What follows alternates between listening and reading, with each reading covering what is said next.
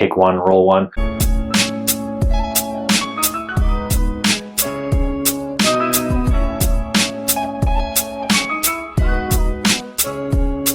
Welcome back to my channel, and for today, it's story time. Sit back, relax, and have a little story told about how I got my photography gear. This video will tell how and what I got for my sports photography. First question, how did you pay for all this gear? Well, I used to work for Cal Tire, and they were very generous with their end of year or end of season bonuses. To sum it up, the profits from that year for your specific store you're working at, 50% of those profits goes back to the store and to its employees. That's 50% of all profits from that store you worked at. And that's divided by how many months of the year you've worked at that store. So a year after I quit Cal Tire and moved on to Speedy Glass, I got a message from my old manager at the Main Street location, Steve, about coming into the shop and saying hi. Steve got me a text message saying he wanted to chat about something. I didn't read into it too much, and I just kind of went with it. Two things happened when I went to that store that day. First thing, he asked me if I wanted my job back, and at that point I was making more money and declined gracefully. Then the big reveal, the thing we've all been talking about, I've been talking about for a bit. I got a envelope, which I had no idea about because it wasn't around the time of T4s or things I needed, and I haven't been working there for a year, so it was quite strange to just be handed a envelope at that point. But as soon as I got it and then I saw his expression on his face, I kind of knew what it was, and I immediately got pretty excited.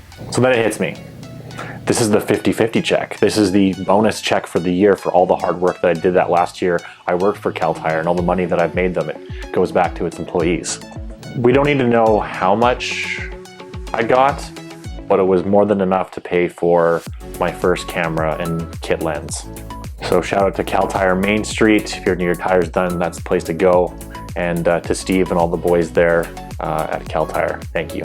So that's how I funded my new hobby. So now let's get into some backstory and why I chose photography. At that time in my life, I had mostly physical hobbies with parkour and working out, and really nothing non-physical. So that was what led me to trying to find something that I could do that was non-physical. Photography was perfect.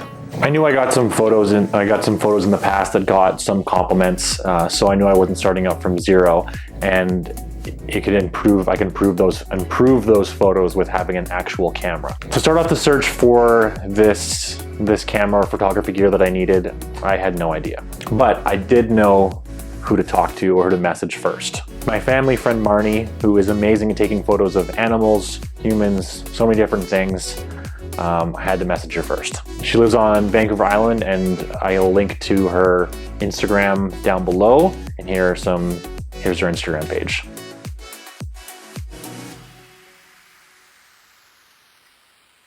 I messaged her about what kind of photos I wanted to take, my budget.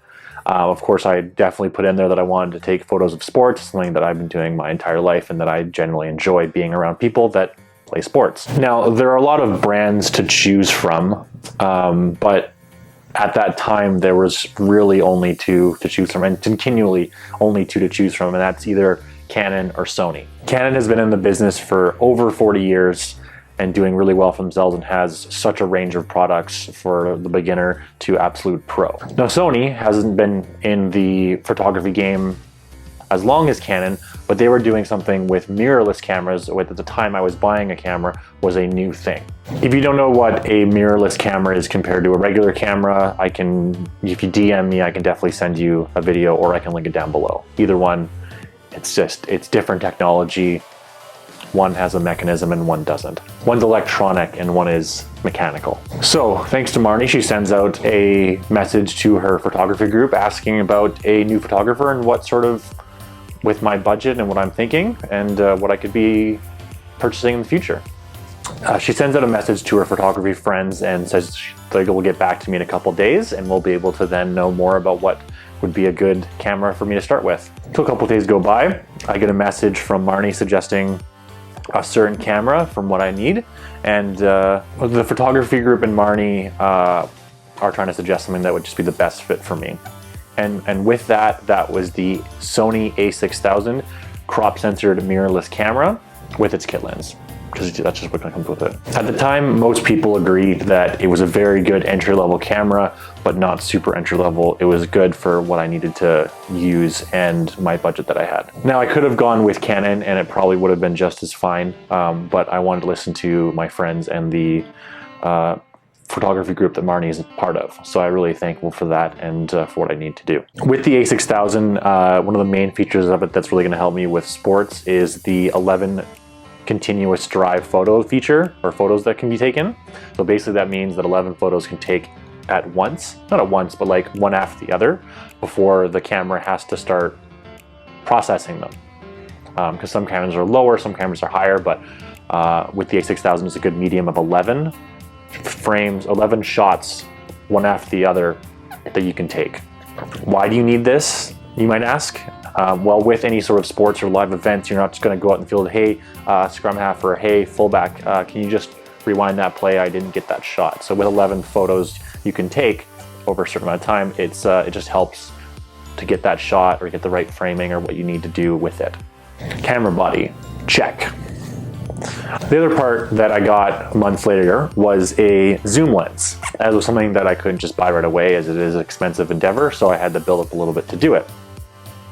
Definitely another key part of shooting sports is having a zoom lens, as if you're playing on a field, there's going to be different types of things going on that are going to be closer to you or further away. And with sports like rugby, soccer, you're not going to be right next to them all the time, so you do need to have that zoom feature or that range. And with a zoom lens, I can also shoot mostly around anywhere on the field. I don't have to stay at one place to hopefully get a shot. This was a no-brainer for me to purchase the specific lens, because it's just every video talks about it. Everyone talks about this a specific range to start out with, because it works for so many different things.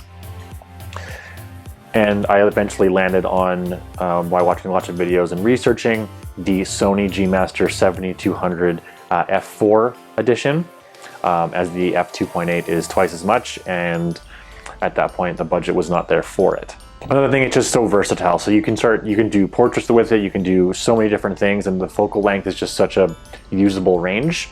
It's just a good thing to start out, even if I wasn't doing sports, or it's just really handy. So the biggest difference between the one that I eventually want to get is the 2.8.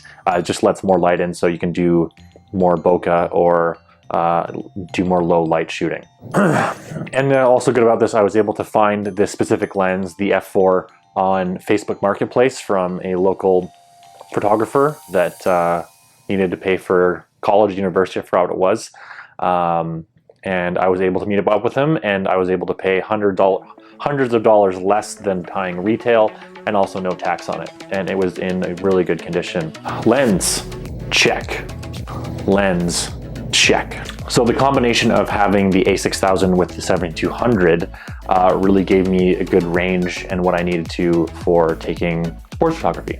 And with the A6000 being a crop sensor, it actually makes the focal range multiply by 1.5. So instead of being a 70 to 200, it's a 105 to 300. So you get that extra range for doing sports, which is great. So another perk of buying that specific camera, especially when you're on the rugby field and you're on the end zone and you're trying to shoot halfway down the field, it does help having that range. With this kit, I was able to formulate my first goal of my photography career, and that was to find a rugby team to take photos of. So please watch my next video on specifically the rugby side of things and how I started with that. And if I did, you never know, maybe I didn't. But watch the next video so you can find out what's going more on the rugby stuff. And please like and subscribe, and please comment. It helps out a lot as I'm trying to build this to see what it can be about. Other than that, thank you so much for watching this video, and we'll see you next time. Bye.